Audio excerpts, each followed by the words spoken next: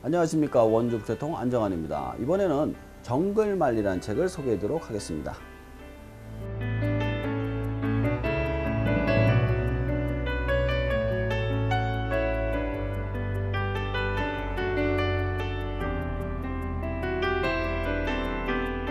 이 책의 내용을 보면 말이죠. 전대광이라는 어떤 종합무역상사 직원이 나옵니다. 근데 그 사람이 이제 중국에서 인맥 네트워크를 통해 가지고 많은 거래를 하는 이야기가 나오는데요. 그것을 통해 가지고 중국의 현재 발전상과 미래의 모습을 알려주는 그런 책이 되겠습니다. 자, 전대광이 만난 첫 번째 인물은 의사였습니다. 그 의사는 한국에서 사고를 치고 중국으로 어떻게 보면 도망을 온 거죠. 그래가지고 중국에서 뛰어난 의술 실력을 바탕으로 많은 사람들을 갖다가 성형수술을 해줍니다. 그래서 전대광의 어떤 관시, 그러니까 어떤 인맥 네트워크가 점점 커지는 결과가 나오게 되죠.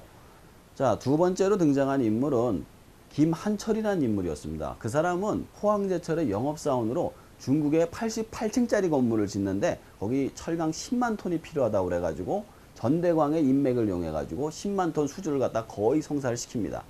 그런데 문제가 터지죠. 일본 쪽에서 더 세게 가격을 부르는 바람에 이 사람이 10만 톤이 배를 싣고 오는 도중에 거래가 무효가 된 겁니다. 그야말로 목이 날아가게 생긴 상황이죠. 그런데 전대광이 자신의 인맥을 총동원해서 그 중에서 50만 톤을 소비하게 해줘가지고 안 잘리게 해주는 그런 이야기가 나오고 있습니다.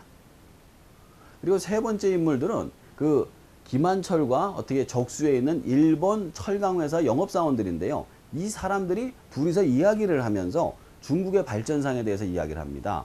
재밌는 게 등소평이 원래 일본을 가가지고 그 철강 기술을 전수해달라고 부탁을 했답니다. 그랬더니 우리나라를 전수해줘가지고 역전당한 사례를 생각해서 중국에는 안 해줬더니 중국에서 독일에 가가지고 그 철강 기술을 받아갖고 왔다는 그런 이야기가 나오고 있습니다. 즉 일본 상사를 이야기를 통해가지고 중국의 철강 기술의 발전을 이야기해주고 있었죠. 자, 네 번째 인물은 전대광의 조카입니다. 그 조카는 중국 여자를 사랑해가지고 거기서 동거를 하고 지내고 있었어요. 근데 그 중국에서 자기가 살려고 보다 보니까 중국 사람을 이해해야 될 것 같아가지고 중국인들이 모여있는 장소에 가게 됩니다. 거기서 미국인 기자와 중국인 대학생들의 대화를 듣고 깜짝 놀라게 되죠. 그들은 미국을 적으로 생각할 수도 있다라고 이야기를 할 뿐만 아니라 언제든지 노라고 얘기를 하면서 대신 영어 공부를 굉장히 열심히 한다는 사실입니다. 또 한 가지 놀라운 사실이 마오쩌둥을 거의 신의 위치에 있는 사람이라고 생각했다는 거죠. 그래서 조카는 이렇게 생각하죠. 아, 이 친구들을 이해하지 못하면 우리나라가 발전할 수 있는 방향이 없겠구나라는 그런 생각을 가지고 돌아오게 됩니다. 자, 그리고 마지막으로 다섯 번째 인물이 있는데요. 이 사람은 중국 사람입니다. 그 전대광의 아내가 중국인 현지 파출부를 고용했어요. 근데 그 파출부의 남편이 농민공이었죠. 농민공은 농민으로 일을 하다가 도시로 일을 하러 온 사람을 농민공이라고 하는데요. 이들 같은 경우엔 인권이 거의 없다고 보면 됩니다. 건설 현장에서 떨어졌어요.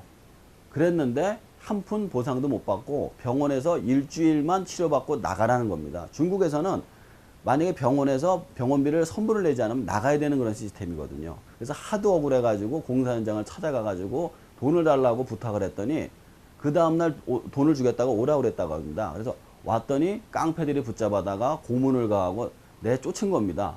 그래서 하도 억울해가지고 그 빌딩 꼭대기에 올라가가지고 전단지를 뿌리고 분신자살한 이야기가 나오는데요.